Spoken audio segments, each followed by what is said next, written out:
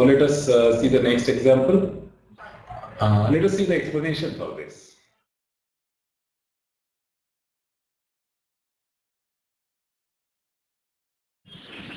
We see the explanation, then I think you will understand. The answer is A, root 3 to root 6. We'll see why the answer is root 3 to root 6. First, if fx has to be defined, then whatever is under the square root sign must become greater than or equal to 0. So your first requirement is this must be greater than or equal to 0 and this must be greater than or equal to 0. That gives you that x must be less than or equal to 2 and it must be greater than or equal to minus 1. So you have this requirement on x, or you can say this is the domain of f. So the function does not become defined for any value outside this interval. Now there are different ways to do it. Like here also you would be able to apply derivative method, but since there is a square root, it may be the derivative may be a bit complex. Not complex meaning complex number, complicated. So therefore what we have done is we have squared this so that we try to get rid of the square roots as much as possible. So if you square this, then this is what you will get: 2 minus x plus 1 plus x, and then you would have 2 times this. This would be the square of this, fx square. And then if I multiply this, then this is what I get. Now here, as I was saying, see this value is 3. You can see if you, so whenever this function, whatever is under square root, would be minimum or maximum, that would decide the minimum and maximum value of fx square.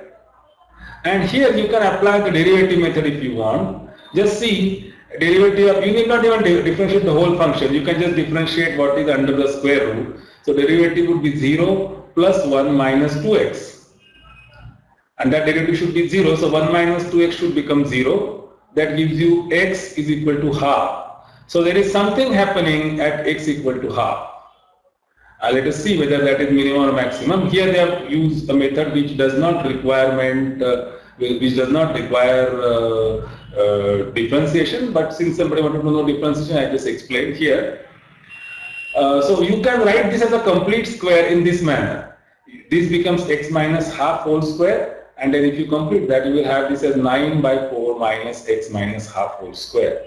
Now, x minus half whole square is a square, so the smallest value it can have is 0. The smallest value it can have is 0. So, the largest value this square can have is this, 3 plus 2 root of 9 by 4, because when that x minus half becomes 0, that time this what will be maximum. For any other value of x, this would be, remember, it is defined only between minus 1 and 2, so you cannot take any values other than that, right? You cannot take, say, x equal to 3 and then you would say this whole square root becomes negative. No, it is defined only from minus 1 to 2, so your values must lie in this interval. So this is what you do, and so it happens at x equal to half. The value is 6 at x equal to half. This value is of fx square, so fx must be root 6. And the least value would be when this is 0. When you would have this as 9 by 4. When we would have this as 9 by 4. When x is equal to minus 1, this would become minus 1 minus 3 by 2, which is minus 1 minus 1 by 2, which is minus 3 by 2. Square of that would be 9 by 4, and this would become 0. So the value would be 3.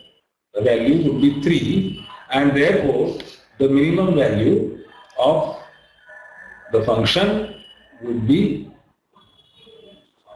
0, right? So it can happen at x equal to 3 by 2, sorry, x is equal to 2 or x is equal to minus 1. On both sides you will get the value as the minimum value, and in between at x equal to half the value is becoming maximum, and that value is root 6. Therefore the range is root 3 to root 6. So this is how you will have to handle the range.